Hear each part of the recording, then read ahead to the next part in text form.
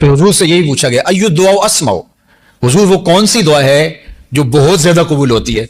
तो आका करीम अलैहिस्सलाम ने इरशाद फरमाया कि फी जोफिल लैलिल आखिर, पिछली रात के दरमियाने हिस्से में, जो पिछली रात के दरमियाने हिस्से में दुआ की जाए वो रद्द नहीं होती। और दूसरा दुबुरुस सलावातिल मकतूबात, और जो फर्ज नमाजों के बाद दुआ की जाए वो कबूल होती है। तो ये दो दुआएं खास तौर पे फराइज के फौरी बाद जो दुआ की जाती है, और जो पिछली रात के दरमियानी हिस्से में जो दुआ की जाती है, उस दुआ को रद्द नहीं किया जाता। जब अल्लाह से मांगो, वैसे बारिश के वक्त दुआ कबूल होती है, तवाफ के बाद दुआ कबूल होती है, वालदैन से दुआ करवाएं वो कबूल होती है, और जो है मुख्तलिफ औकात हैं जिनमें दुआएं रद्द नहीं होती। अल्लाह ने कबूलियत के इतने वक्त, इतने मुकामात, इतनी सातें और इतने अंदाज रखे हैं कि कोई मांगने वाला उसकी झोलियां भरती ही चली जाए, वो बंदों के उठे हुए हाथों को खाली नहीं मोड़ता। और फिर आप दिन को मांगें वो भी कबूल है, रात को मांगें वो भी कबूल है, और फिर आप उर्दू में मांगें तब भी कबूल है, आप अरबी में मांगें तब भी कबूल है, मासूरा दुआएं मांगें वो भी कबूल है।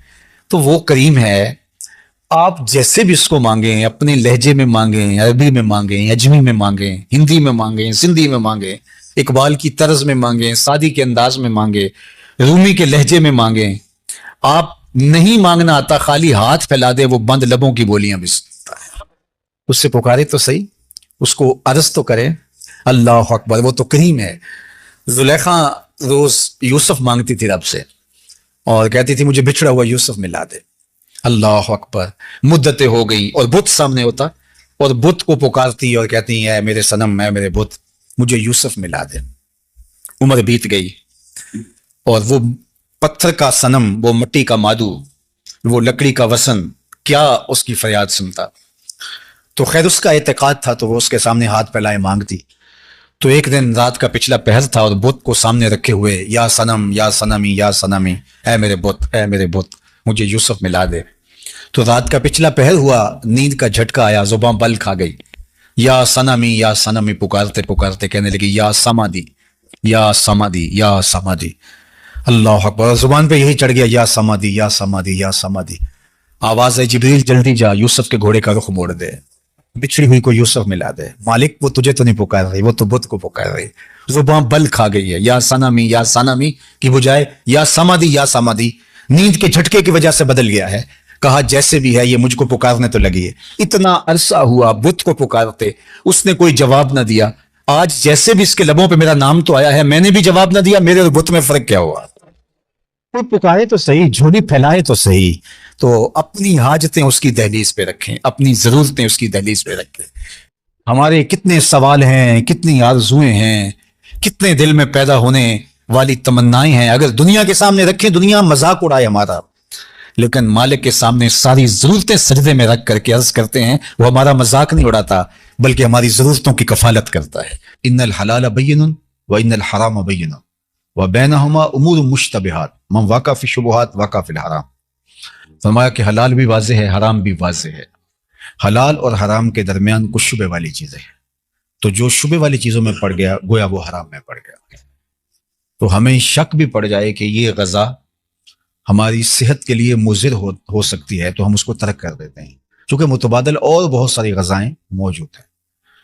हमें पता चले कि इस होटल में जो खाना पकता है वो नाकिस है और सेहत के लिए नुकसानदेह हो सकता है, तो हम कहते हैं कतारें लगी हुई हैं और किसी होटल से खा लेंगे, उसको हम तर्क कर देते हैं।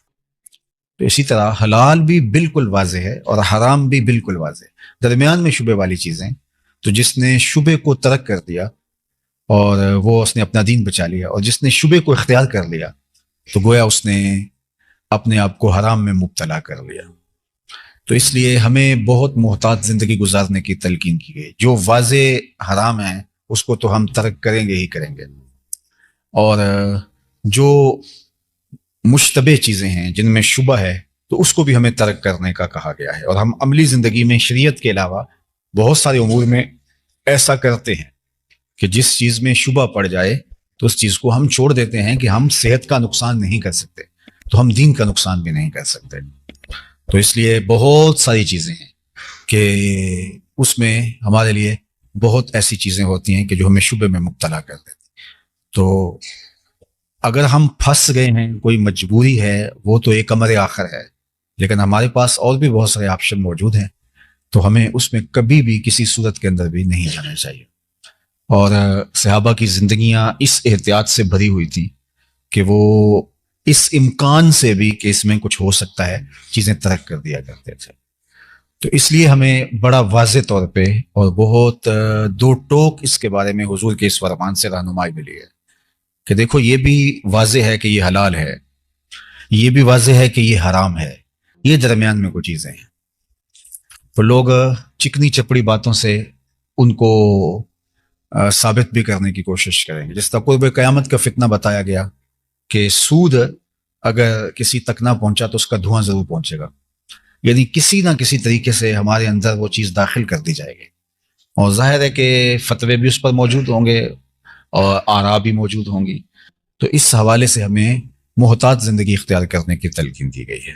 اسی طرح بعض اوقات ہم جب کچھ چیزیں ہمارے حق میں ہو سکتی ہیں، ہماری عدالتیں ہمارے حق میں ان کا فیصلہ دے سکتی ہیں، ہمارا قانون ہمیں جو ہے وہ آسانی دیتا ہے ان چیزوں کے حصول میں، اور ہم سمجھتے ہیں کہ وہ چیزیں ہمیں شرعاً اخلاقاً ہماری وہ نہیں ہیں، تو ہم کسی منصب پہ بیٹھ گئے، یا کوئی ایسا شخص جو اعلیٰ منصب پہ بیٹھا ہے جس کے اختیار میں ہے جو چاہے کر دے، اور ہمارا اس سے تعلق ہے، یا ہم اس سے کوئی راہ و رسم بڑھا کر کے اس کو خرید لیتے ہیں اور وہ چیز اپنے حق میں لے لیتے ہیں، اور باقاعدہ عدالتی فیصلہ بھی اس مکر و فریب کے ذریعے سے یا اس جال سازی کے ذریعے سے ہمارے حق میں ہو جاتا ہے، تو اس پہ بعض اوقات ہم بہت زیادہ مطمئن ہو جاتے ہیں کہ یہ عدالتی فیصلہ ہے، حالانکہ ہمیں پتہ ہوتا ہے کہ یہ جو فیصلہ ہے یہ غلط فہمی کی بنیاد پر، یا جھوٹ کی بنیاد پر، یا رشوت کی بنیاد پر، یا مکر و دجل و فریب کی بنیاد پر جو ہے وہ ہمارے حق میں ہوا ہے۔